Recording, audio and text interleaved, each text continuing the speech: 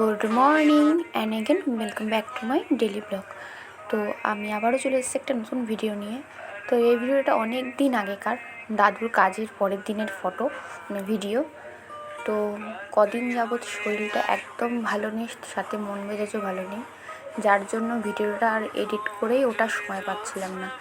রোজই ভাবি যে আজ ছাড়বো, কাল ছাড়বো, কিন্তু কোনো না কোনোভাবে ব্যস্ততা ছাড়া হচ্ছিল না। প্লাস তো মন খারাপ তো আছেই। তো যাই হোক, ফাইনালি ভাবলাম যে যাক, ছাড়াই যাক, ভিডিওটা রয়েছে, বাড়ির স্মৃতিগুলো তো থাকবে। তো মেয়ের পরীক্ষা তো আগের দিন শেষ হয়ে গেছে। তো রাত্রেবেলা তো কালী পুজো ছিল, ওখানে গেলাম। পরের দিন আবার বাড়ি যাচ্ছি, রেডি ফেডি হয়ে আমি এক গায়ে বেরিয়ে পড়েছি। আর এখানে এসে দেখছি আমার মাসি রান্না করছে। তো ধোর জন্য চেঁচামেচি করছিল। আর আমার মাসি না আমাকে ছোটোবেলা থেকে কুত্তো বলে ডাকে। আমি ওকে বললাম, তাহলে কুত্তো মাসি তুই, তাহলে তো রান্না করতে পারিস না, তুই এইটু ধোতে তোর কষ্ট হচ্ছে। এই গল্প গুজব করতে করতে আমরা সকালে রান্না কমপ্লিট। বুকাই তো কাজ চলে গেছে খেয়ে। আর আমি এখন খেতে বসেছি, প্রায় 11:30 12টার মতো বাজে। প্রচণ্ড খিদে পেয়ে গেছিলো। তো কালকের শাকটা যেহেতু এত ভালো হয়েছিল, তো ওই শাকটা দিয়ে শুনেছি রয়েছে। তো মাকে বললাম ওই শাকটা দিয়ে আমাকে ভাত দাও, আমি ওটা দিয়ে খেয়ে নিচ্ছি। তো ওই শাকটা দিয়ে এখন বসে বসে ভাত খাচ্ছি। মেয়েকে খাইয়ে দিয়েছি, ও খেলা করছে বাইরে, আর আমি সেভাবে খেয়ে নিই।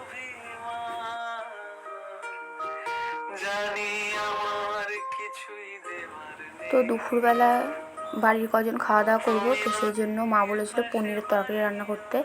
তো আমি রান্না করতে গেছিলাম, তো দিদা আমাকে বলছে তুই সর, আমি রান্না করছি। তো আমার দিদা দেখো এখানে পনিরের তরকারি রান্না করেছে। তো রান্না বান্না সব কমপ্লিট।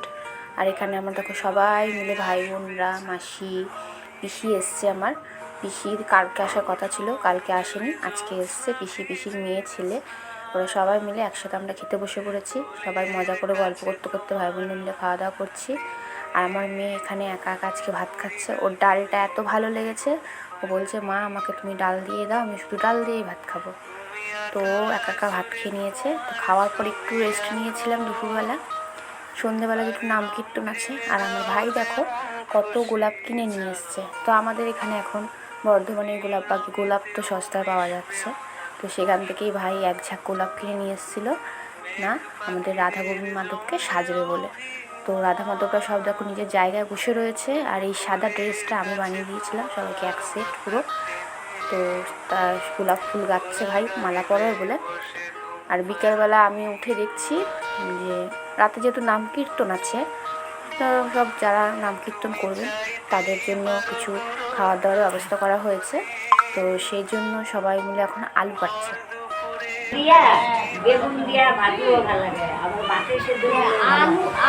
রাখো এখানে, ওইখানটা রাখো, হাত দেবে না, চুপ করে বসে থাকো ওখানে। হ্যাঁ, হাত দেবে না, তাহলে মার দেবো।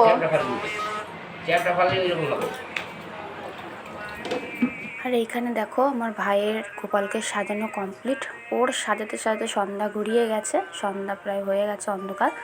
তো এখানে ফল সব কাটা হয়ে গেছে, সবাইকে সুন্দর করে সাজানো হয়ে গেছে। এখানে দাদু ঠাকুমার ফটোও দিয়ে দিয়েছি। একটু পরে কীর্তনের লোক হয়তো চলে আসবে। তো এখানে এখন পরিষ্কার করে এখানে একটা আসন পাততে হবে যাতে সবাই বসবে। তো এই দেখো আমি, ভাই বোন সবাই মিলে সুন্দর করে সাজিয়ে নিয়েছি। আর আমাদের গোপাল দেখো কি ভালো লাগছে দেখতে। একে তো সাদা জামা পরেছে, তার মধ্যে গোলাপ ফুল দিয়ে ওই সাজানো হয়েছে, মনে হচ্ছে চোখই সরানো যাচ্ছে না, এত সুন্দর লাগছে রাধা মাধবকে দেখতে।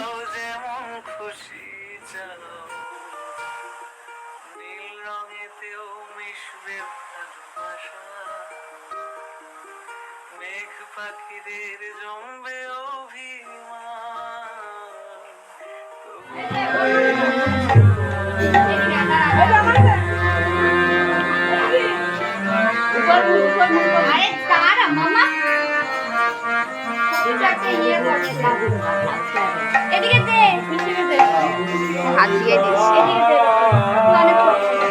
কি করলে এটা?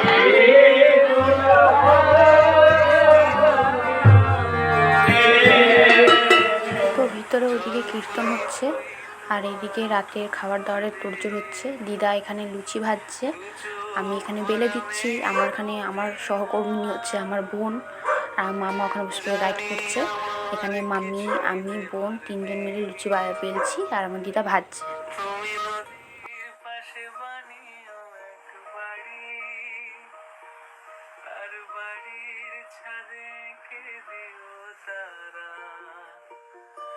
রাত্রি হলে আসবে চাঁদের মুড়ি, উঠোন জুড়ে জ্যোৎস্না ভিজে স্নান, কোলের কাছে তোমার মাথা টেনে উড়ি।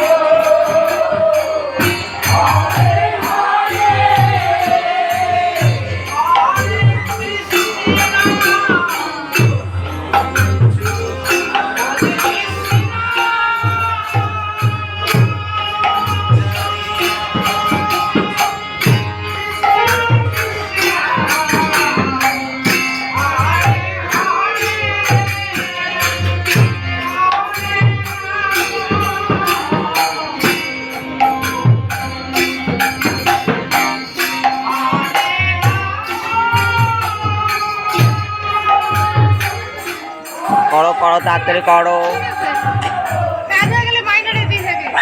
কি দেবো? খাইয়া চলে যাবি যে, থালা সঙ্গে লেগে দেবে।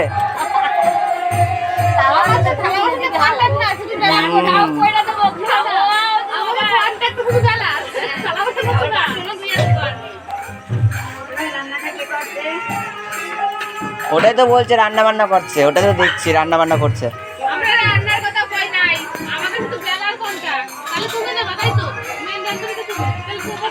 তো এখানে একটা ঘটে গেছে বিপদ। আমি যেহেতু বাইরে বসে লুচি বেলছি, মানে লুচির ওখানে ভাজার ওখানে কাজ করছিলাম, তো এখানে সব কীর্তন দলরা খেয়ে চলে গেছে। আর ঠিক ওই টাইমটাতে আমার মেয়ের একটা বিপদ ঘটে গেছে। ওর তো এই বাড়িতে আসলে কিছু না কিছু একটা বিপদ ঘটবেই, এত তুলতুল করে ও, মানে কি বলবো। তো মাথায় একটু আঘাত লেগেছে, তো সেই নিয়ে কান্নাকাটি করছিল খুব, তো যার জন্য আমি আর ভিডিও ক্লিপ নিতে পারিনি। এখানে দেখো কাকা কাকি সবাই খেতে বসে বসে, এখন বাড়ির কজন লোক আছে। আর এই যে আমার মেয়ে একটু এখন শান্ত হয়েছে, মাথাটায় খুব লেগেছে, এবং মোবাইলটা দিয়ে একটু শান্ত করেছি। ওখানে একটু বসুক, একটু পরে ওকে খাইয়ে দেবো, খাইয়ে ওষুধ খাওয়াতে হবে। আর এখানে কাকা এসছে, কাকার পাশে বসে রয়েছে চুপ করে। মানে এই বাড়িতে আসলে ও কিছু না কিছু একটা বিপদ ঘটবেই, একদম যে শান্ত থাকে না, যে প্রচণ্ড দুষ্টুমি করে ওই বাড়িতে আসলে। অনেকেই বলে কেন পাঠাস তাহলে ওই বাড়ি যখন অত বিপদ ঘটে, কিন্তু ও তো ছোটো বাচ্চা, একটা বাচ্চা বোঝে যে কে তাকে ভালোবাসে আর কে কাকে ভালোবাসে না। তাকে কিন্তু কাউকে ভালোবাসার জন্য চোখ রাঙানো দেখানোর দরকার নেই। সে ছোটো, কিন্তু একটা ফুলের মতো শিশু, সে দেখলে বোঝে যে এই মানুষটা আমাকে ভালোবাসে আর এই মানুষগুলো আমাকে ভালোবাসে না। তো নিজের থেকে সে সেখানে যেতে চাইবে, যতই তাকে আমি আটকাই না কেন। এইটাই কিছু কিছু মানে অশিক্ষিত মূর্খ মানুষরা বোঝে না। যাকে, তো সবাই ভালো থেকো। আজকে আমার ভিডিওটা আমি এখানে এন্ড করছি। আর এই দেখো আমাদের চিকুর সাথে, এটা পরের দিন সকালের ভিডিও। তো এখানেই আমার ভিডিওটা আজকে শেষ করলাম। তোমরা সবাই ভালো থাকো, সুস্থ থাকো, নিজের শরীরে খেয়াল রাখবে। ভিডিওটা ভালো লাগলে লাইক কমেন্ট শেয়ার করবে। তো ততক্ষণে সবাই টাটা, বাই। চিকু আয় আয় আয়, চিকু আয় আয় আয় আয় আয় আয়, চিকু আয় আয়। এত জানো আমি জামা পরতে আমার সাথে বাথরুম। চল চিকু, এ নে চল চল। শান্তি নেই, সবে তো ওয়ারিস গুলিয়ে রেখে আমি কোনো ওয়ারিস গুলাই নেই। আমি এই মতো গ্লাসে গুলিয়ে খেলাম, সকালে যে ওআরএস গুলো খাই নাই। ওই দেখো বালি ভর্তি গায়ে বার করো গে, আমার নাইটিতে দেখ বালি ভরি দিচ্ছে।